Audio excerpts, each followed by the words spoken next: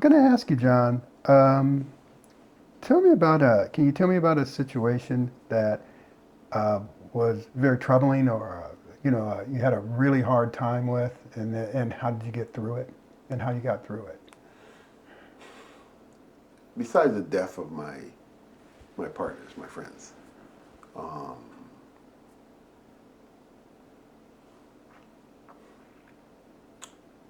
I think my divorce was really tough for me. Being a Christian gentleman, uh, believing in head of household, it was really tough. It felt like I failed. Welcome to A Necessary History, a space where black men aged 60 and up share the wisdom, the wounds, and the wins of a life fully lived. I'm your host, Ron Johnson, and in each episode, we sit down with men who've walked through segregation, resistance, resilience, and reinvention to ask, where did you come from? What did you survive? And what do you want the next generation to know? These are real voices with real stories told from a necessary history. Let's begin.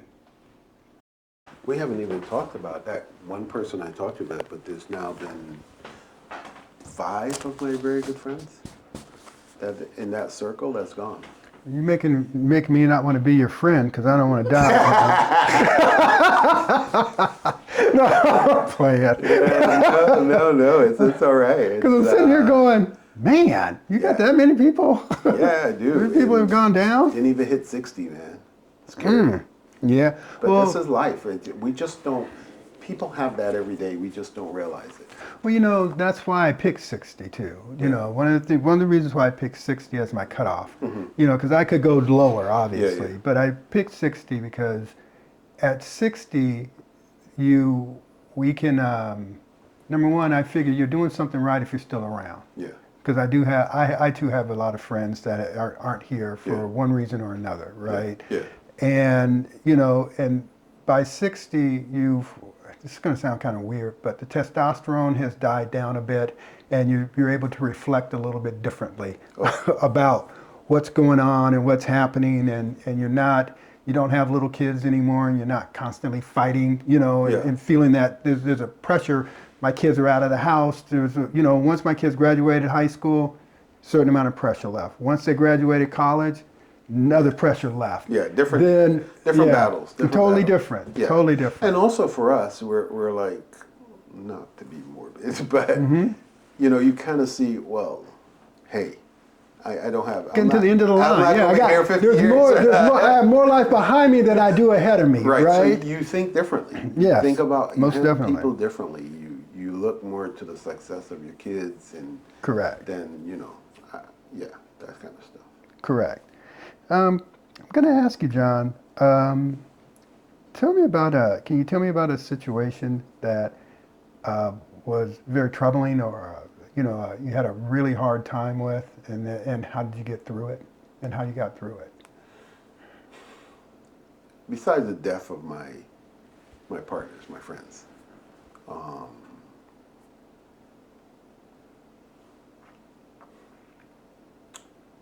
I think my divorce was really tough for me.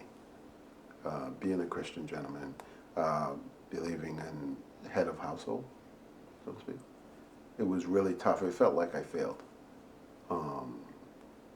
But learning to understand that certain things that happen in your life, whether it's death, whether it's the end of a relationship, God is not finished with you, right?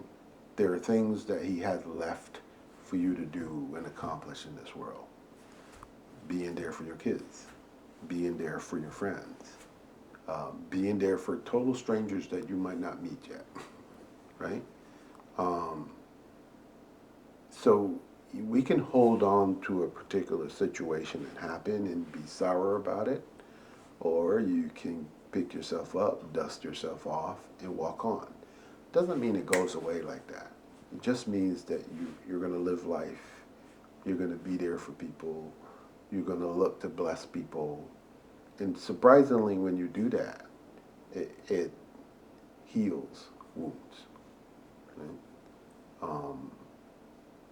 So caring and sharing and loving heals a lot of wounds. And was you got through it through the caring and sharing? Doing becoming, throwing myself, but the kids, right? My kids were mid-teens, so yeah. Okay. And how did you get through, and I know you touched on this a little bit, but how did you get through with your friends when they passed away? How did you get through that? That was really, really tough. A lot of prayer, um, a lot of conversations with the friends that were left. Um, like I said, relationships are key. It's so key for life and making it through life. Because when you have conversations with people, you learn that, oh, they had a friend that passed. Oh, they've gone through a separation, a breakup. They have had situations that you're going through now that you think nobody else in the world has gone through. So I gleaned from my friends. I gleaned from people around me how they made it through stuff. Right? And things are unique to you, but you have to work through it. And most things in life, you're not going to make it through it without the relationships. Relationships is the key.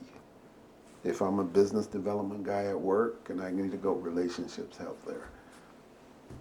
Relationships from friendships are huge. I can't stress enough. And if you don't have those kind of relationships, you can go find them. You can go find them. Just ask the questions. You'll see. They'll pop up. Do you have any significant regrets as you look back at your life? Um, I think probably continuing my education was probably, it's not significant, but I wish I had done it a little bit more, but then it's okay. I chose, I think, the path that was laid out. Yeah, you know, my life isn't finished yet for me. I mean, school still could be there.